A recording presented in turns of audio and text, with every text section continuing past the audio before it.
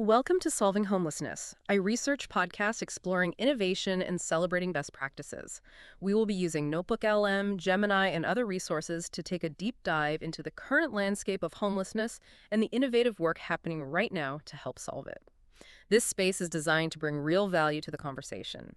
Together, we'll dive into breakthrough innovations from the Citygate Network. We will also learn from secular and other faith-based providers nationwide that are bringing value and real solutions.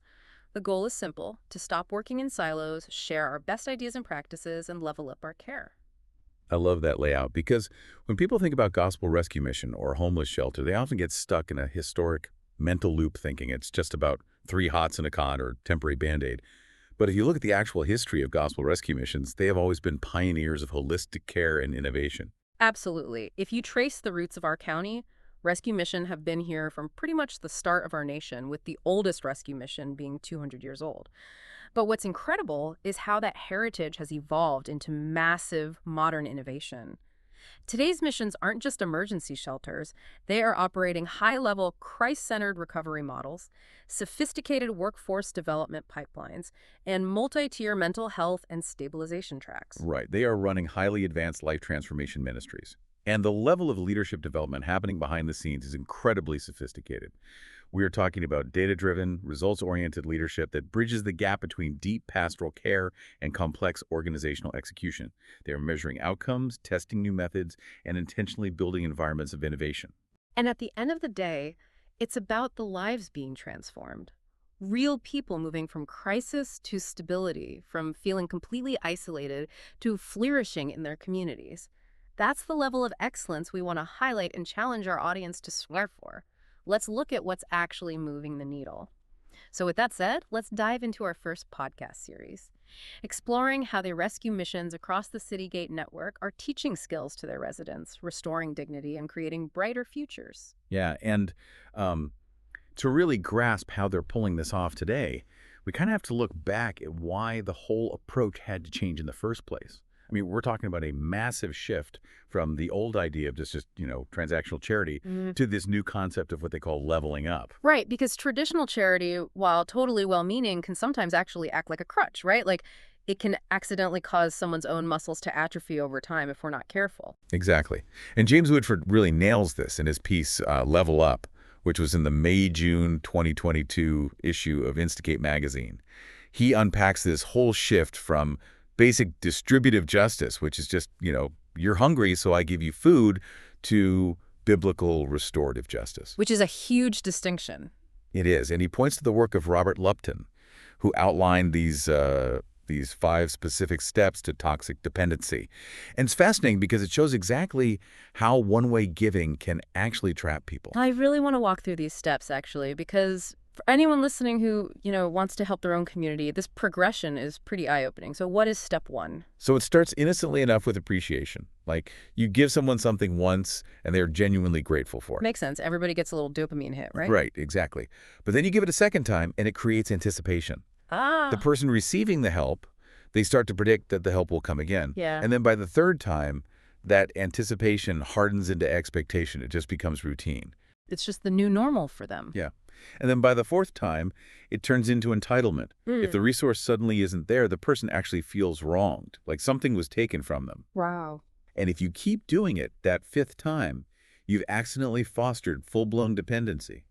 The system that was designed to help them has literally trapped them. I want you all listening to really think about that for a second. Have you ever repeatedly helped a friend or maybe a family member financially? Did you eventually hit that wall of entitlement where they were actually angry at you if you couldn't help them out one week? It's a very natural human flaw. It is. And Whitford points out that this doesn't just trap the person receiving the help. It creates this whole, psychological trap for the provider, too. Wait, really? How does it trap the provider? It's kind of a mirror image. The provider starts with exhilaration, feels amazing to help someone. Then they start feeling a deep sense of purpose. But as that dependency grows on the other side, the provider starts feeling necessary and then essential. Oh, I see where this is going. Yeah. And finally, they arrive at paternalism. They start treating the person they're helping almost like a child who just simply cannot survive without their intervention. Which completely strips the person of their dignity. That actually brings up this brilliant analogy Whitford uses in that same article. He talks about his past career as a physical therapist, and he says that patients in the hospital would jokingly call him the physical terrorist. The physical terrorist. Yeah. Right, because a physical therapist doesn't come into your hospital room and just gently lift you out of bed every single day. If they did that, your muscles would completely atrophy. You would literally never walk again. They have to make you do the excruciating work yourself. Exactly. They make you grab the bed rail. They make you do the hard work of sitting up, even when it hurts. So it really makes you wonder, is traditional transactional charity just lifting people out of bed without ever giving them the chance to build their own muscles? That realization right there is why these modern missions have completely flipped their mindset. Whitford says it requires two major shifts to the organization. They have to look up, and they have to expect up. Okay, unpack look up for us first. What does that mean on a practical level in a shelter? Looking up means you actively refuse to look down on the person you're serving. It draws on this concept of imago Dei, recognizing the absolute inherent dignity and worth in a person. So if someone is sitting across from an intake counselor and they're completely ravaged by addiction, the counselor has to look past all that physical reality. They have to see their potential. They treat them as a partner in their own recovery. Exactly. Not just a helpless client. Okay, so once you look up and establish that dignity, the sources say you have to expect up. You have to actually believe they have the capacity to contribute to society. But playing devil's advocate here, if someone is fresh off the street, what are we actually expecting them to do? Well, according to both policymakers and frontline workers we looked at, the answer is engaging them in meaningful work. Work. Just straight up work. Yeah. And I want to highlight a piece from the July-August 2024 issue of Instigate, written by Congressman Jason Smith and Darren LaHood. It's called The Best Anti-Poverty Program We Have. Now, we're sharing this just to impartially report their perspective from a policy level, but they recently visited the Pacific Garden Mission in Chicago for a Ways and Means Committee hearing. Right, and we're not endorsing any political sides here, just looking at what they observed on the ground. Exactly. And their main argument was that a job is quite literally the best anti-poverty program in existence. They emphasized that federal welfare systems should be designed to cultivate human potential, right? To help people escape poverty through self-sufficiency, rather than just promoting perpetual enrollment in government programs. Because work provides that psychological stability. It gives you a sense of purpose that a simple handout just can't replicate. Exactly. And this philosophy translates directly to the ground level through what these missions call earn it models. Yeah. Keith Kavanaugh, who's the center's director of the Caring Place in South Florida, he has some great quotes about this. He noted that they took their standard, mandatory chores and completely restructured them into structured service assignments. So they turn chores into actual job training. Yes. It serves as an incubator for career development and soft skills training. So residents aren't just sweeping floors, they're learning how to be employees again, which leads to higher paying jobs and actual self-sufficiency. You can really see the human impact of that in Tensley Almand's article, Next Steps, from the September-October 2025 issue. She tells this incredibly moving story about a woman named Nateka. Oh, Nateka's story is amazing. It really is. She was this mother who always worked, always provided, but she lost her job, and suddenly she and her teenage daughters were literally living in their car. They ended up at the Atlanta Mission's Next Steps program. And that program, they don't just hand you a housing voucher and say good luck. No, they focus heavily on those soft skills we were just talking about. Conflict management, teamwork, time management. And fast forward to today, Nateka is working at a local hospital. Her daughters are in college, and she's thriving. That is the muscle building Whitford was talking about. It's total transformation. But I do have to ask, and I'm sure listeners are wondering this too, how do these missions balance this? Because if someone walks into a shelter tonight, freezing, maybe dealing with severe, untreated mental health issues, you can't just hand them a broom and start teaching them conflict resolution. How do they balance that immediate crisis with these long-term work expectations? You absolutely can, and that is a really crucial distinction they make. These programs are highly structured in phases. For example, look at the Coachella Valley Rescue Mission. When someone comes in off the street, they give that guest an initial 10-day window purely to stabilize. Okay, so zero expectations for those first 10 days. The only expectation is stabilization. The biological fight-or-flight response has to quiet down. The nervous system just needs a reset. So in those 10 days, they get their IDs, they do TB tests, mental health assessments, all of that. Just getting a baseline of health. Right. But after that stabilization period, if they choose to stay and enter the recovery program, then they're required to start volunteering. And as they secure employment, they eventually have to save 80% of their income for future housing. That is deeply compassionate, but it has very firm boundaries. I love that. But it does raise a huge logistical question. If you're requiring residents to work to build their resumes, where do they actually go? I mean, how do you train someone who has a 10-year gap in their employment history? Or someone recovering from severe trauma who might have a panic attack in a traditional corporate environment? Well, if the traditional corporate world won't hire them, the missions just build the businesses themselves. Yes. This is the part of the research that completely blew my mind. Social enterprises. It's revolutionary. The whole July-August 2025 issue of Instigate is actually dedicated to this. The cover focuses diversifying revenue through social enterprises that double as job training sites. There are two great pieces in there, Building a Sustainable Future by Willow Welter and Building Skills for a Brighter Future by Allison Eicher, that really dive into how massive this has become. The variety of these businesses across the country is just staggering. Give us some of the examples from the sources, because people need to hear this. Okay, let's start in Tulsa. The John 3.16 mission runs the Beloved program. They are managing actual agricultural operations, beekeeping, composting, baking. Which requires such meticulous grounding focus. It really does. Then you go to Spokane, Washington. The Union Gospel Mission of the Inland Northwest runs an entire car dealership. They have an upholstery shop, thrift stores, and it generates $1.3 million a year. Wait, 1.3 million? Yeah, it's a massive operation. Down in Naples, Florida, St. Matthew's House runs an ecosystem of cafes, catering, and thrift stores. Yeah. And 30% of their staff are graduates of their own programs. And they're doing heavy trades too, right? In West Michigan, the Next Step program has participants learning carpentry. They use these Red Seal instructors, which is like a master-level certification, to teach residents how to build actual tiny homes. They're gaining elite construction skills that they can take literally anywhere. The best way I can conceptualize this is it's like a teaching hospital, but for retail and trades. Like in a teaching hospital, you have interns learning to be doctors in a high-stakes environment, but there is a safety net of attending physicians catching their mistakes.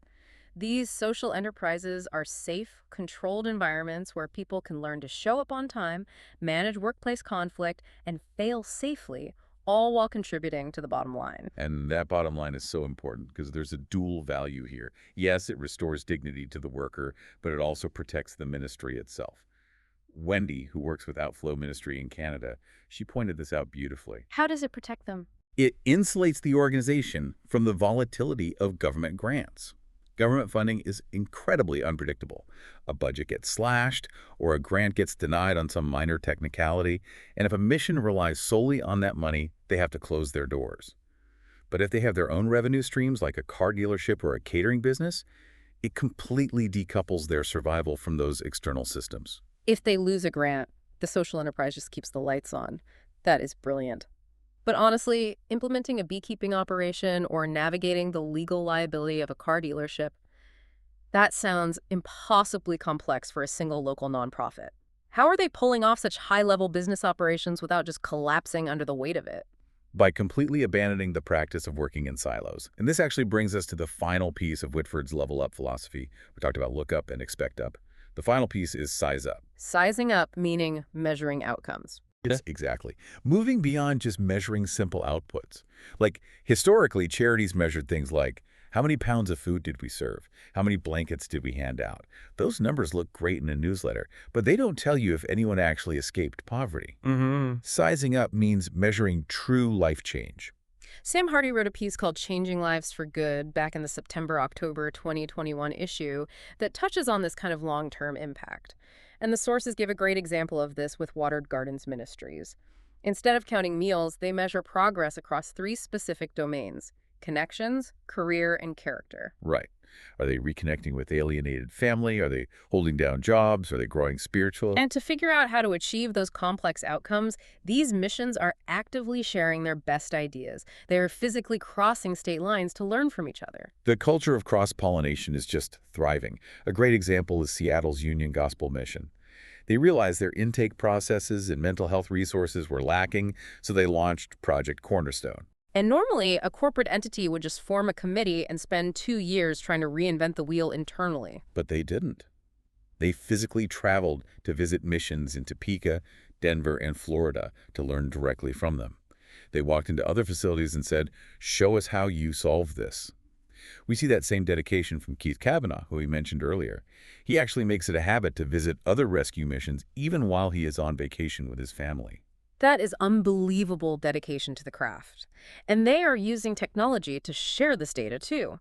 Tools like Charity Tracker, where a thrift store can log a resident's work hours, and a separate vocational training center across town can access it, creating this cohesive safety net without duplicating efforts. It's a fully integrated system. But let me put my corporate hat on for a second. In the traditional business world, you would never, ever share your trade secrets or your operational playbooks with another company in your sector. You wouldn't invite them in to see how you streamline your supply chain.